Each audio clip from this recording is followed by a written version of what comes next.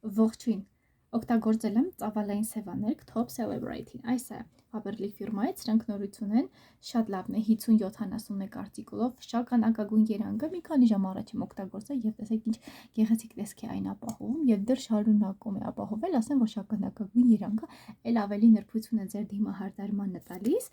այն կօգնի ստեղծել կարմիր գորգին արժանի կերպար, վեմական ծավալ և երկարացում, այս սևաներկի հետ բոլոր տեսախցիկները կենտրոնացած կլինեն միայն ձեզ վրա,